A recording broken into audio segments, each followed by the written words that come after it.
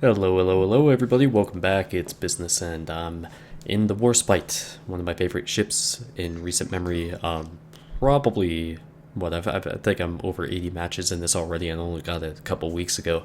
I'm on New Dawn, and I'm in the division with Banana X. He's in his Fuso, and just going to show you a couple clips today of the Kraken on New Dawn and how, despite having the same 5 kill result, how I achieved that each time is radically different. But first target up is an enemy Warspite, and actually before I get into this, I do want to say, if you're watching this the day it's uploaded, chances are I am putting myself through the whole shebang of season 3 of ranked. I probably promised myself somewhere in the previous video that I wouldn't do it again. I'm probably going to do it again, so you can expect some more crazy content from that, I'm sure, and I'll be streaming pretty much all of my ranked games.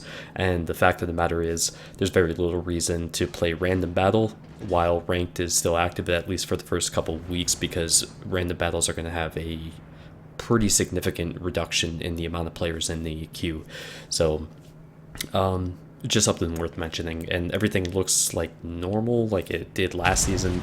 I'm kind of pissed that you don't get that you have to re-earn the Jolly Roger flag. I'd rather them just come up with a new flag and you get to stock and show all your awesome rank 1 flags, or not necessarily just rank 1 but your commemorative flags. I think that would be awesome, but the rewards are the same. The structure is a bit different. Now it's broken up into 3 segments as opposed to 2.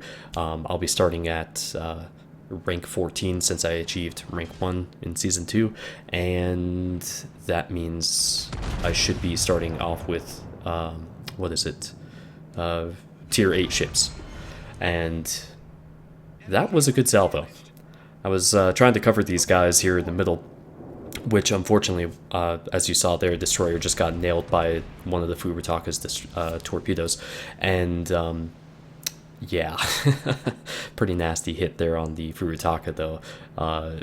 What was that? 7 out of 8 shells hit, so 2 of them being citadels, 5 of them being regular hits, whether they're overpenned bounces or actual penetrations. But either way, pretty good start to this match.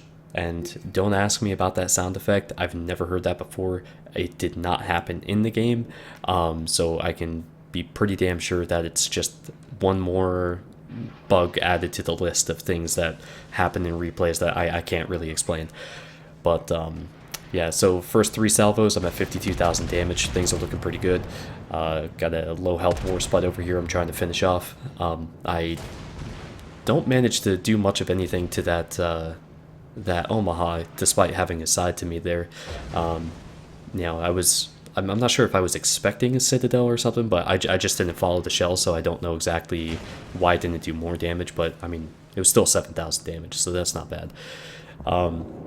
The injured Warspite is trying to get the hell out of here, and he's exposing his side a bit as he's turning to port. I do dump 3 turrets into the New Mexico, 1 into the fleeing Warspite. Tried to get the kill, but just barely. So I have an interesting clip I'll show you at the end of this, all of this here today, where I was in the Warspite going up against the New Mexico, and I swear to God, it was the closest ram I've ever seen in this game. And I'll show it to you from my perspective and also from Slap's perspective, because he saved my ass.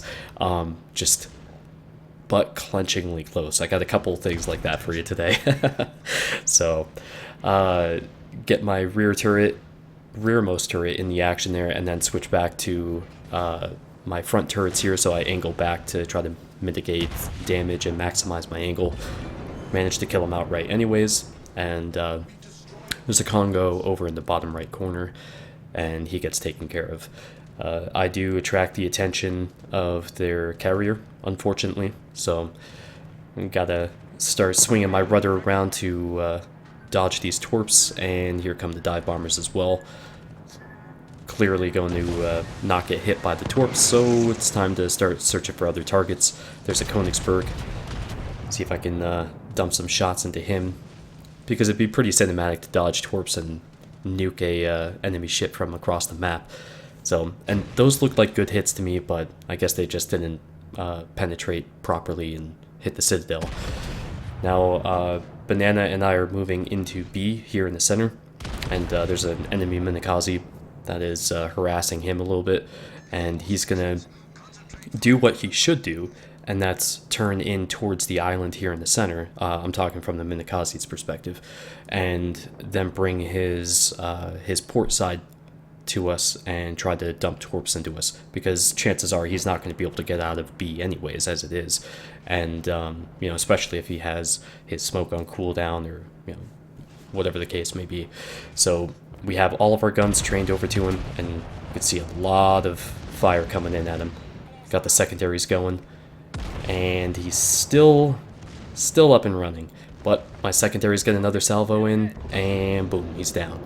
So Banana times his turn very well, manages to dodge the torpedoes, and I was looking over to the left here expecting torpedoes to come in, but apparently the guy only launched one set, so that was good news for us.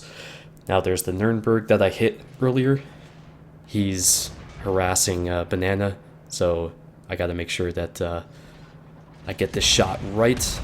Try to make sure that Banana can not be on fire for the next 5 minutes. Poor guy. And looks like that's exactly what happens. So Citadel him right in the center of the ship from the looks of it, and then that Königsberg is still somehow alive, just barely, and send a couple shots off his way, but Banana goes ahead and seals the deal.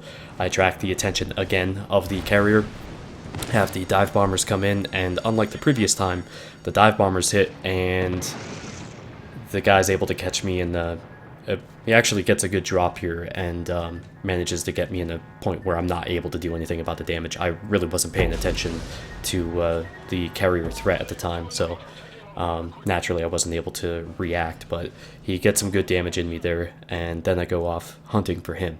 And at this point I have 4 kills and, you know, pretty solid damage. I really don't get very high damage in the Warspite. Like, it's consistent damage, you know, in the, say, 70 to 85, 95,000 range, very, very often. But I've only had, you know, 100,000 damage maybe a couple times in it so far.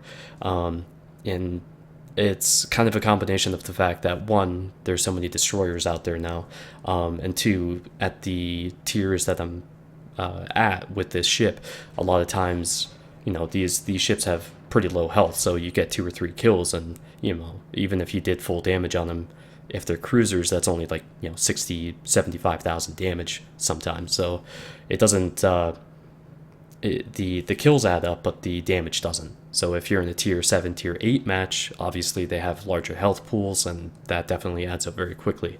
But I find the enemy carrier, and I don't have a shot, and this destroyer's coming up behind me on my team really fast, and I'm like, no, I want this kill.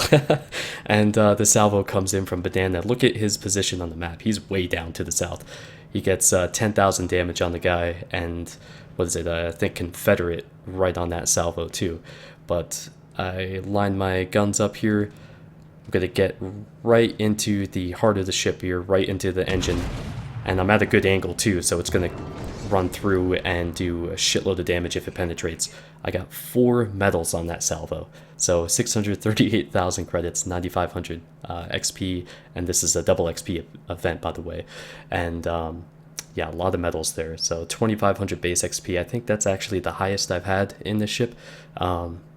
Pretty interesting, actually. It's usually like, you know, 1,300 to 1,800. It just, you know, it's not one of those ships that seems to face a lot of the high tier stuff, or maybe it's just because everybody's trying to do the ARP missions, so there's a lot more mid-tier games happening, and I'm not being placed up into tier 7, tier 8 matches as often.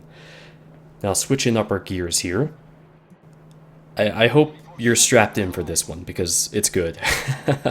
Myself and Chipster are in our Durskies at tier 3, and we also have Slap in his St. Louis.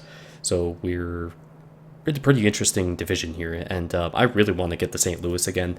It's been a long time since I've played it, and I'm really curious to see how it behaves nowadays, since it used to be so OP, and um, as far as its placement in the game now having so many changes happened since the last time I played it, I figure it'd be a pretty different experience, for better or worse, either way. But we are pretty close together here, Chipster and we're just trying to figure out our course of action here. And there's a Phoenix here who gets stuck on the island, and I'm going to send a couple salvos of HP into him, and then I'm going to switch over to AP, and you see the terrible damage. These guns are not good. They're great for... Well, actually, I'm not even sure if I would say they're great against destroyers. They do okay.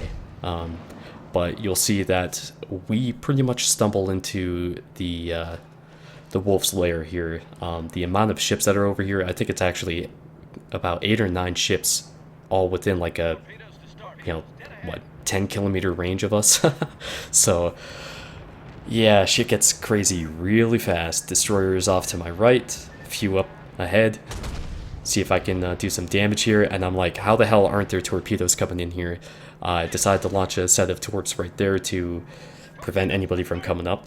There's a Clemson right in front of me here, a beached St. Louis, and I didn't get the target lead indicator on the Clemson, so I only got 2 torps into him, and I look back and see Chipster just got taken out, but he did launch a whole set of torps against the beached St. Louis, who's backing up, and I mean, this is awesome. Manages to get a lot of hits in there, gets the kill. So I think that was, at least like 6-7 hits, and yeah, my torps go in and kill any survivors as well.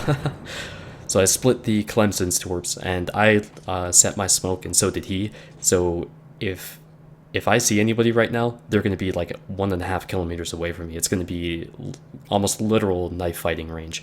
And so this is a really dangerous area to be in.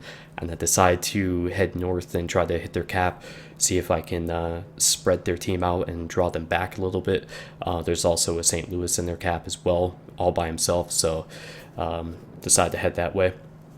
Also decide to throw down some torps behind me here just in case I have anybody pursuing me, and I get spotted by aircraft now, so there's no reason for me to expect that this St. Louis is not going to have his guns pointed towards me, but I'm pretty much already committed to this, so I'm going to follow through with it. Now watch the planes here, the torpedo bombers. One set of them, you see that drop right there. Now the other set goes around and drops from my right, and I have to dodge the torps here, and holy shit does it get close.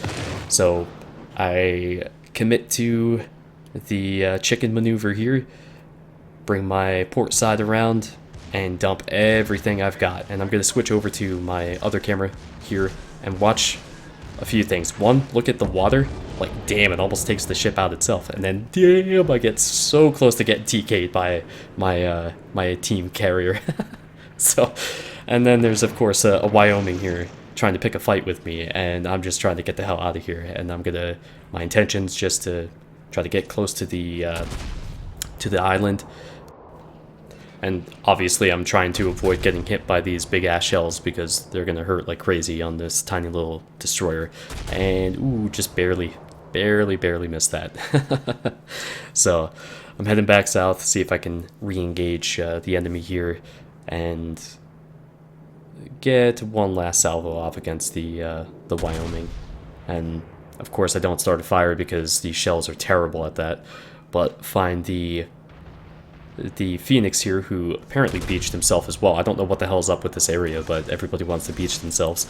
And I dump all of my torps here, engage somebody else because the Phoenix is definitely dead, so I can go ahead and try to put my focus elsewhere, like another destroyer, of course, when the Clemson shows up as the Phoenix gets taken out by the Torps.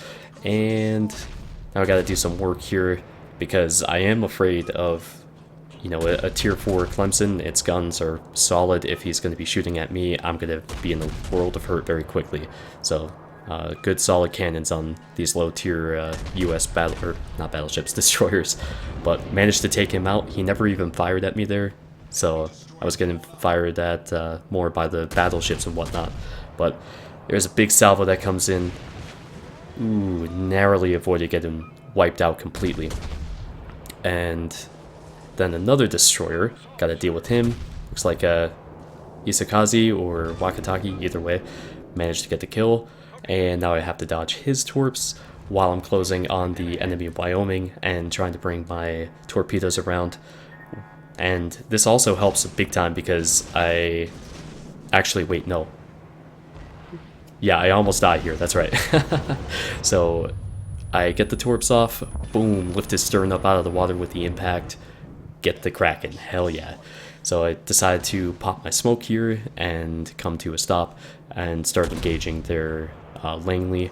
Now the Wyoming that's ahead of me here, he's a problem.